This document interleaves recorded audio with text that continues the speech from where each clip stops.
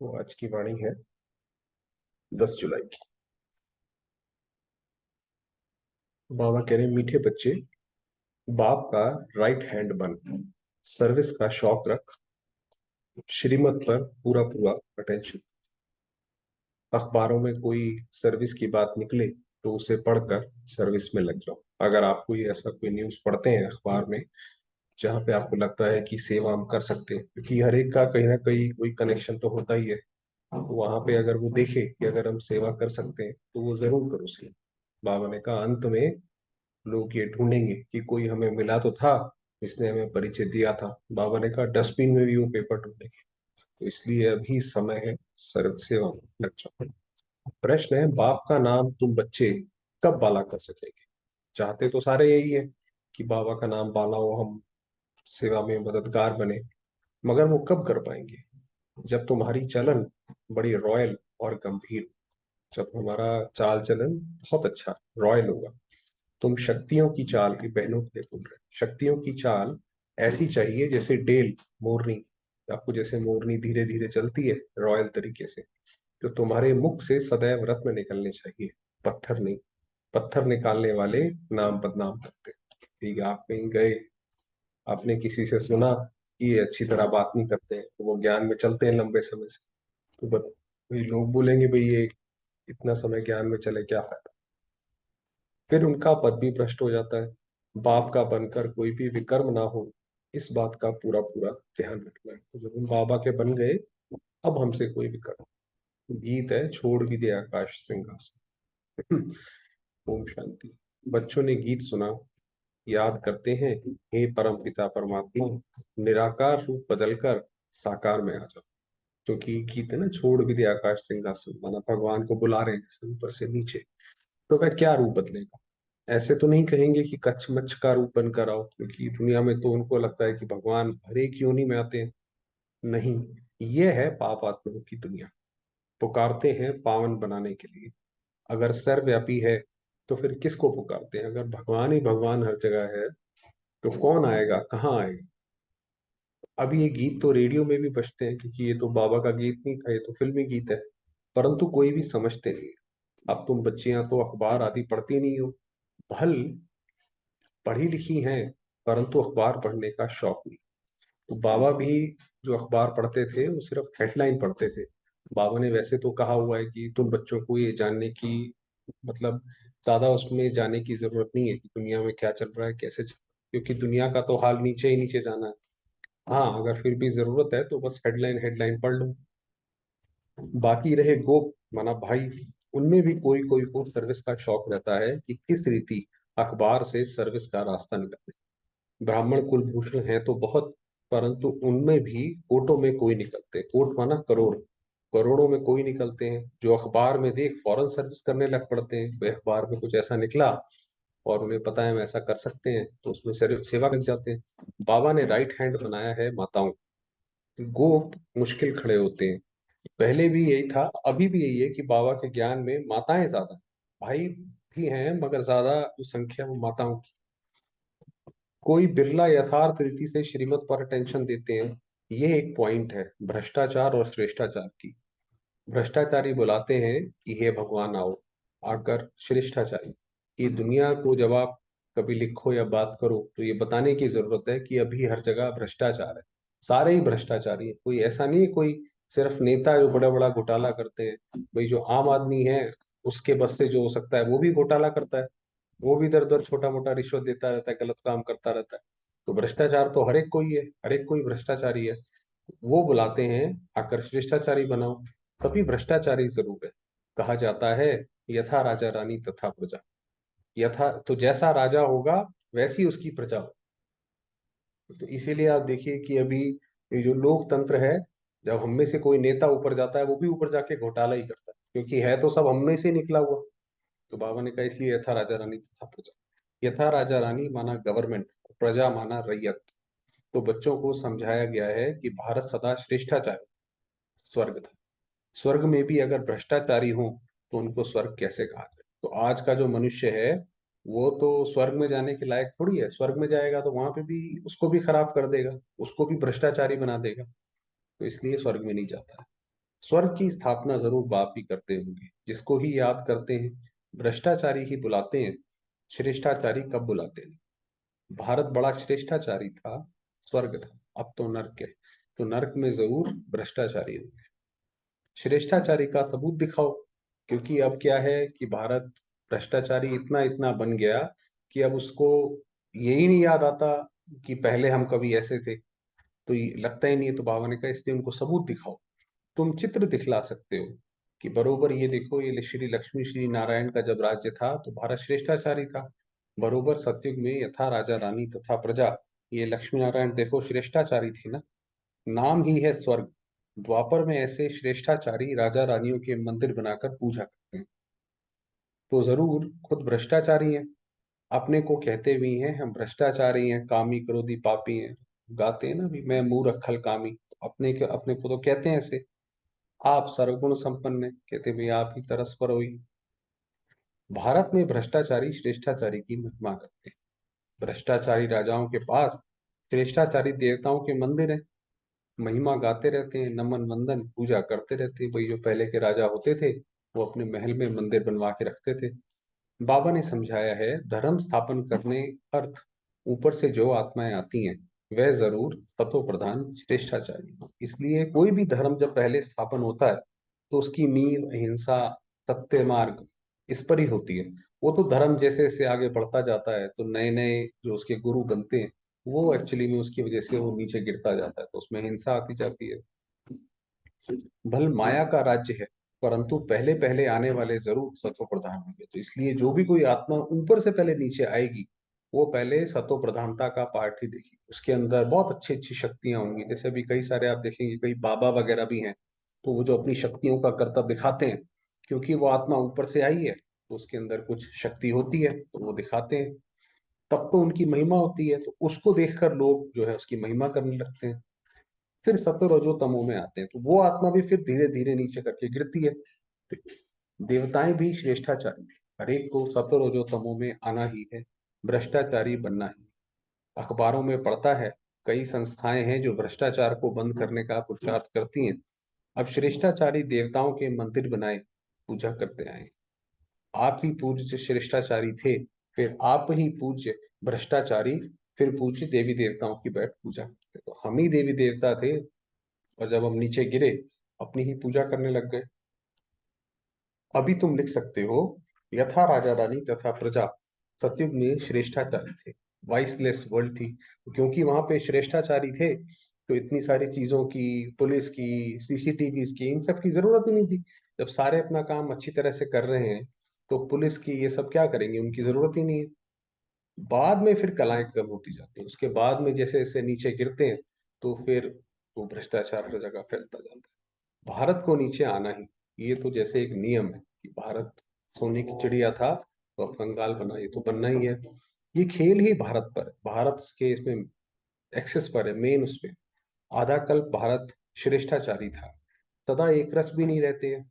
16 कला से 14 कला में तो आना ही, धीरे धीरे कलाएं कम होती जाती हैं, तमो प्रधान बन पड़ते हैं। बाप कहते हैं जब जब अति भ्रष्टाचार होता है तब मैं, तो जब ये भ्रष्टाचार समाज के हर अंग में फैल गया तो फिर समाज में तो रहना ही मुश्किल हो गया। फिर तो इसीलिए बाबा आते हैं, पतित को भ्रष्टाचारी, पावन को श्रेष्ठाचारी। ये तो बिल्कुल समझ की बात है। श्रीमद् भागवत कहा जाता है, श्रीमद् क्या करती है, वह तो श्रेष्ठ राजाओं का राजा बनती है। कहते हैं इस माया पर जीत पहनो तो तुम प्रिंस प्रिंसेस बनेंगे। भेंट करनी है क्राइस्ट से 3000 वर्ष पहले। भारत भारत 16 कला संपूर्ण श्रेष्ठाचारी था, भारत सोने की चिड़िया था। यथा राजा रानी तथा प्रजा स्वर्ग में सदा सुखी थे। तो वहां पे जो राजा है वो है श्री नारायण, तो उनकी प्रजा भी वैसी ही है। तो क्योंकि राजा धर्म से भी ऊपर है, सत्ता से भी ऊपर है, तो इसलिए प्रजा भी वैसी है और सारे सुखी हैं। फिर जब से रावण राज्य शुरू होता है तो भ्रष्टाचारी बनने लग पड़ते हैं। खुद ही कहते हैं हमारे ऑफिसर्स में भ्रष्टाचार है, राजा रानी तो है नहीं जो कहे प्रजा में भ्रष्टाचार है। यहाँ तो है ही प्रजा का प्रजा पर राज्य, कि प्रजा का प्रजा पर राज्य है, मतलब कि कोई भी एक भी ऐसा व्यक्ति नहीं है जो राजा बन सके, इसलिए प्रजा को, प्रजा में से ही किसी को चुन के आगे बना देते हैं। सब भ्रष्टाचारी हैं। पहले तो गवर्नमेंट श्रेष्ठाचारी बनेंगे। जब गवर्नमेंट आपकी श्रेष्ठाचारी हो गई तो फिर उसके बाद वो फिर सारी प्रजा को सही कर देगी। उनको कौन बनावे? अब तुम गरीब बच्चियां ही नंबर वन श्रेष्ठाचारी बन रही। बाप कहते हैं मैं आकर सबको श्रेष्ठाचारी बन। ड्रामा अनुसार ये सारा खेल बना हुआ है। फिर भी वही गीता चित्र आदि निकलेंगे। अब बंगाल में काली का मंदिर, अब बाबा ने बताया कि जो काली माता की, काली देवी की पूजा होती है वो क्यों होती है। काली माँ, माँ माँ कह प्राण देते हैं। अब ऐसी काली माँ व चंडिका देवी आई कहाँ से? नाम देखो कैसा है।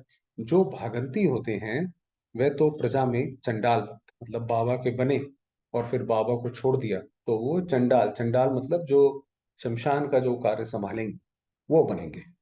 सत्युग में तो आएंगे मगर वो वाला कार्य संभालेंगे।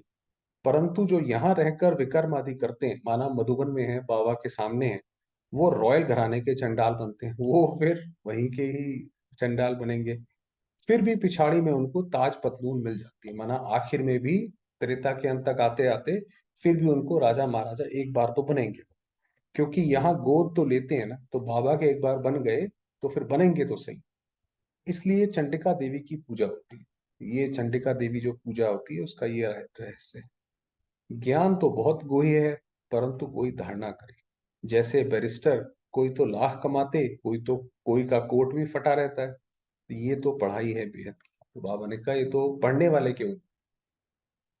बाप ने जो विस्तार में समझाया उसको सार में लाकर 5 मिनट का भाषण बनाए अखबार में डालना चाहिए। तो अगर किसी की हो जान पहचान तो बताए भाई कोई, फिर अगर सेवा होगी तो करेंगे। ये भी पूछना चाहिए कि भला हिंदू धर्म किसने स्थापन किया? तो बता नहीं सकेंगे, कुछ नहीं जानते। तुम शक्तियों की चलन ऐसी गंभीर होनी चाहिए जैसे डेल चलती है। मुख से रत्न निकलते रहे, पत्थर नहीं। वह तो पत्थर मारेंगे। दुनिया में जो लोग हैं वो तो जब एक दूसरे से बात करते हैं तो पत्थर ही मारते हैं। ऐसा लगता है भाई जैसे किसी को घायल करने के लिए ही बोल रहे हैं। तुम कभी पत्थर नहीं मारो, नाम बदनाम ना हो। क्योंकि अगर हमने करा फिर तो नाम बदनाम हो जाएगा। अच्छा, ये मेन मुरली छोटी है, बाकी रात्रि क्लास है। मीठे मीठे सिकिलते बच्चों प्रति माता पिता बाप दादा का याद प्यार और गुड मॉर्निंग।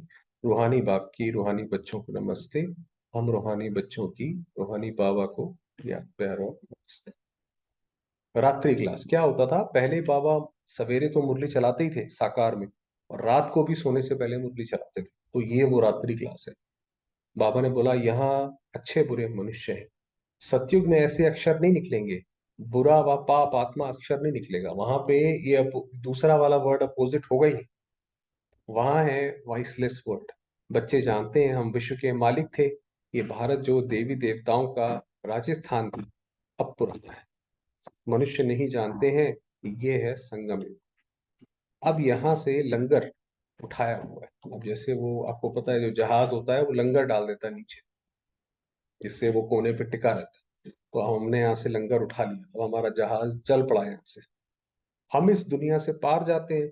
खिवैया है ना, शिव बाबा जो है वो हमारे इस नाव का खिवैया है, जहाज का खिवैया है जो हमें उधर ले जा रहा है।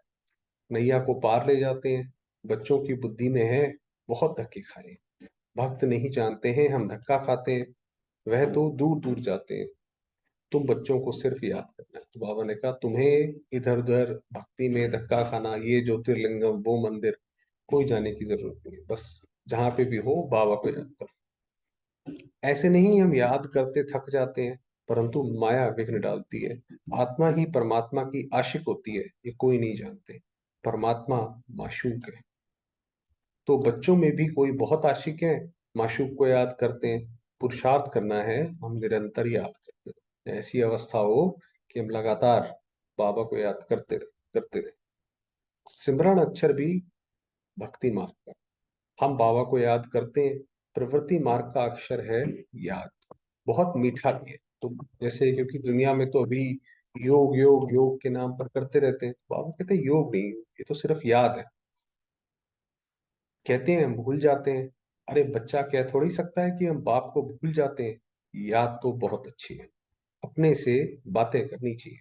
तो माता पिता के सम्मुख बैठे हो, खुशी भी होनी चाहिए। तो ऐसे अपने से बातें करो कि हम बाबा के पास आकर बैठे हैं। जिसके लिए कहते थे तुम मात पिता हम बालक तेरे, बरोबर हम वर्षा पावे। याद की ही मेहनत है, तुम्हारी बहुत आमदनी है, बहुत बड़ी प्राप्ति है, सिर्फ चुप रहकर याद कर। बाबा ने कहा और कुछ मत करो, बस शांति में बैठ जाओ और बाबा को याद करो।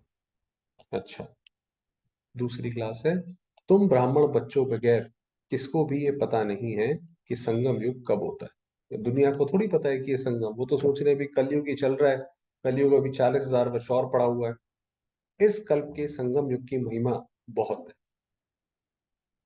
बाप आकर राजयोग सिखलाते हैं। सतयुग के लिए तो जरूर संगम युग ही आएगा। है भी मनुष्य, उनमें कोई कनिष्ठ, कोई उत्तम है। उनके आगे महिमा गाते हैं, आप पुरुषोत्तम हो, हम कनिष्ठ हैं। आपे ही बताते हैं कि मैं ऐसे हूँ, ऐसे हूँ। अभी इस पुरुषोत्तम संगम युग को तुम ब्राह्मणों बगैर कोई भी नहीं जानता। इनकी एडवर्टाइज कैसे करें जो मनुष्यों को पता पड़े कि भाई ये कलयुग अब जा रहा है। लोग सोचते हैं तो बहुत बचा है, तो वो कहते हैं कलयुग तो बच्चा है, तो बाबा कहता है बच्चा नहीं है, ये थोड़ा सा बचा है। बाबा ने कहा ये लोगों को बताओ। संगम युग पर भगवान ही आकर राजयोग सिखलाते हैं। तुम जानते हो हम राजयोग सीख रहे हैं।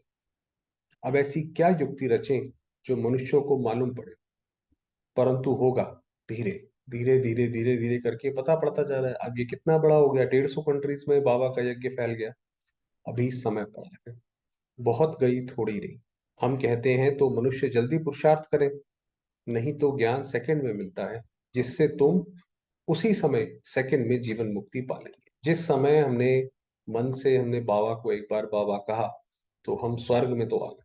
तो ज्ञान तो एक सेकंड का हुआ, परंतु तुम्हारे सिर पर आधा कल्प के पाप है, वह थोड़े ही सेकंड में कटेंगे। भी जीवन मुक्ति तो मिल गई, मगर उसके बाद जो हमने पाप किए हैं ढेर सारे, उसको काटने के लिए समय लगता है। इसमें तो टाइम लगता है। मनुष्य समझते हैं अभी तो समय पड़ा है, अभी हम ब्रह्मा कुमारियों के पास क्यों जाए। वो कहते हैं भाई आप कहते हो विनाश होगा विनाश होगा, हमें तो विनाश दिखाई पड़ता नहीं। वो तो ये कहते हैं तकदीर में नहीं है, तो लिटरेचर से भी उल्टा उठा लेते हैं। कुछ पढ़ेंगे, ज्यादातर लोग जो बुराइयां करते हैं ब्रह्मा कुमारी की, वो वास्तव में खुद नहीं पढ़ते हैं जाकर के कि क्या बताते हैं क्या करते हैं। उसमें से थोड़ा मोड़ा कहीं से कुछ उठा लिया और उसी को अपनी उसमें सुनाते रहते हैं, उससे भी पूरा नहीं समझते हैं। तुम समझते हो ये पुरुषोत्तम बनने का युग हीरे जैसा गायन है ना, फिर कम हो जाता है। गोल्डन एज, सिल्वर एज, ये संगम युग है डायमंड एज। सतयुग है गोल्डन एज, ये तुम जानते हो। स्वर्ग से भी ये संगम अच्छा है। हीरे जैसा जन्म, क्योंकि इस वक्त हम बाबा के साथ सारे संसार की हम सेवा करते हैं। ये हीरे जैसा जन्म है। अमर लोक का गायन है ना, फिर कम होता जाता है।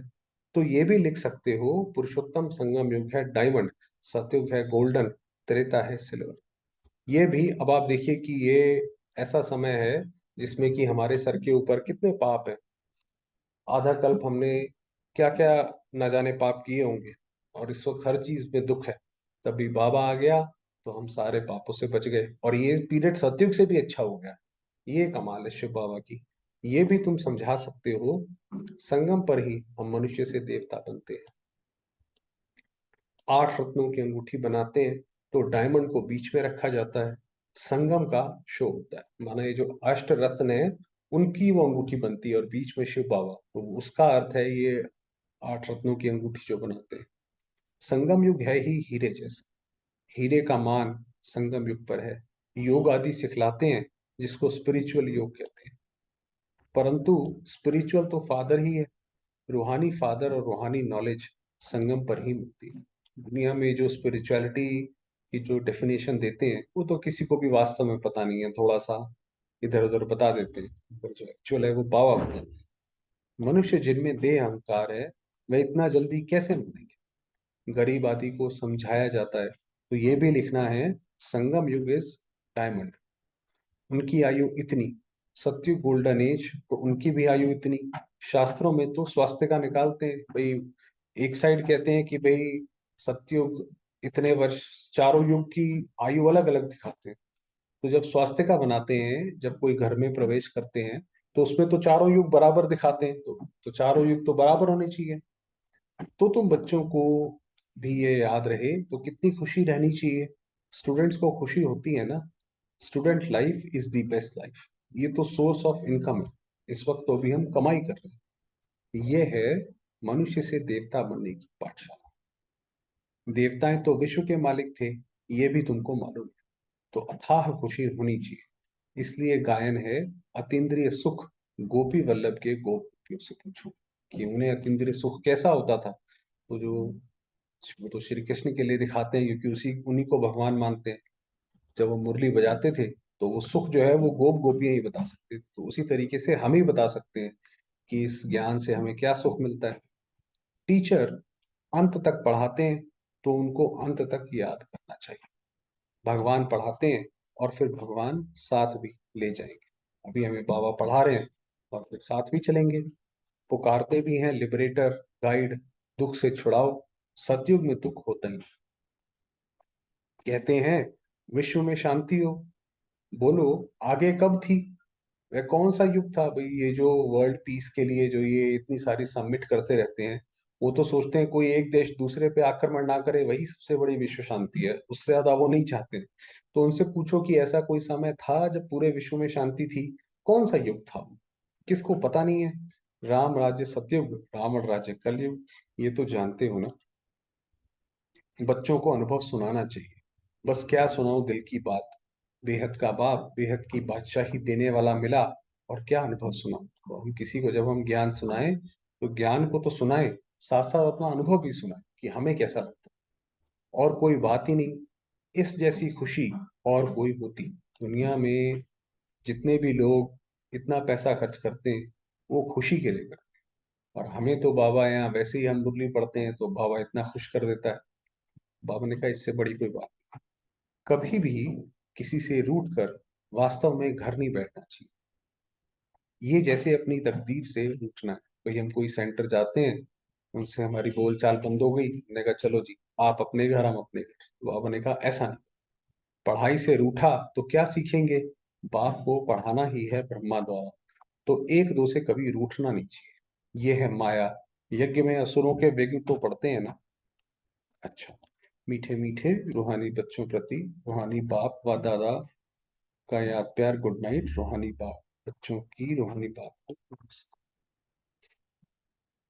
रूहानी बच्चों की रूहानी बाप को नमस्ते। अच्छा, धारणा के लिए मुख्य सार है, श्रीमत पर श्रेष्ठाचारी बनकर श्रेष्ठाचारी बनाने की सेवा कर।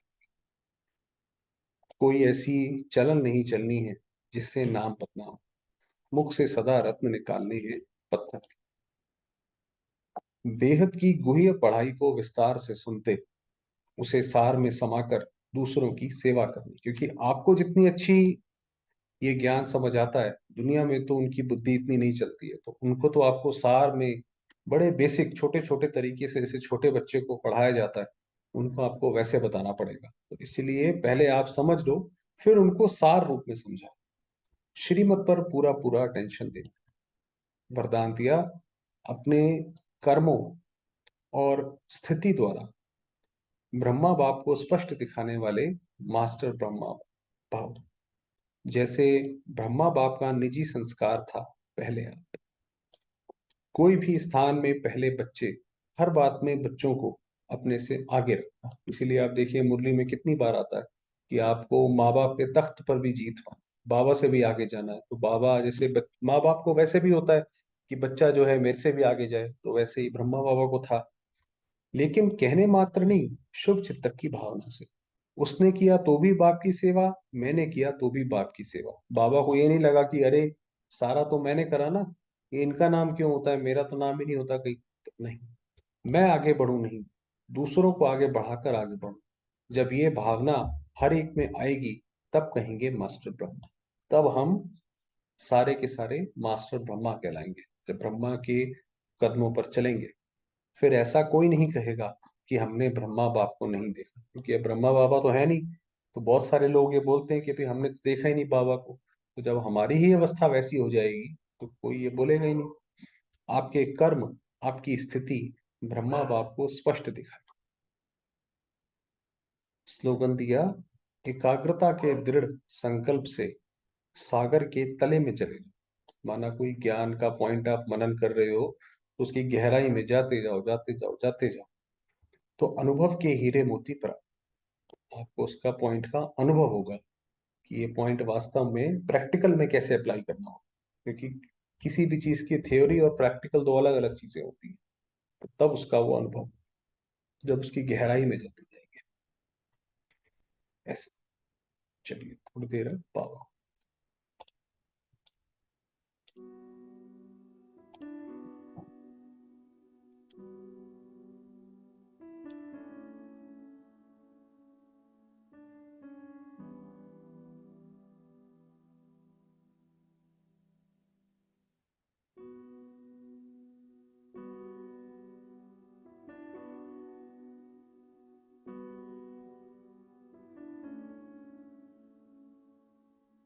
देखेंगे स्वयं को आत्मिक स्वरूप में।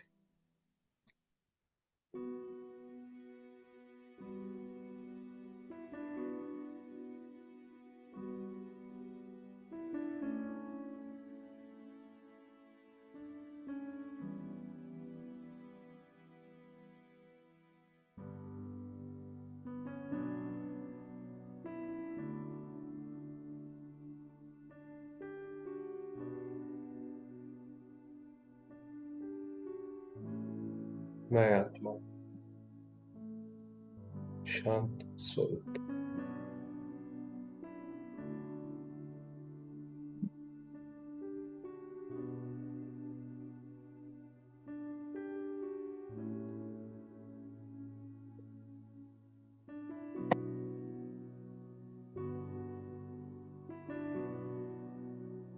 शांति की किरणें चारों ओर फैलाई।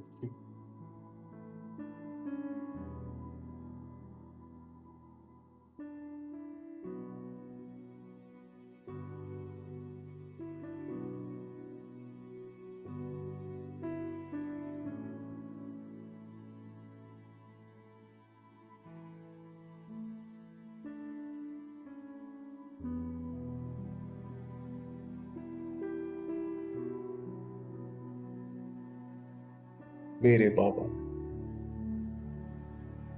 निराकार शिव,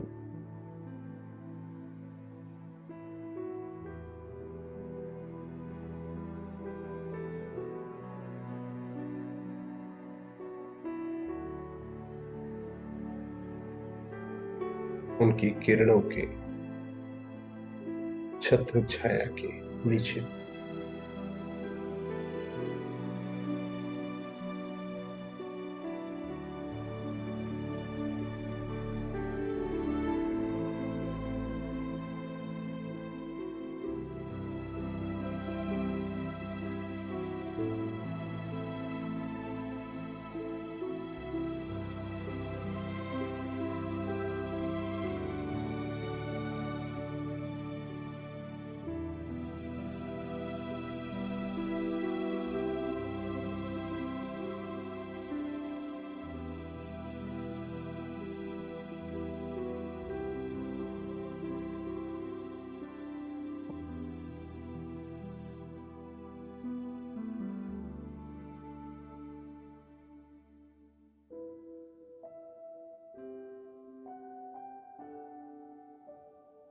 ओम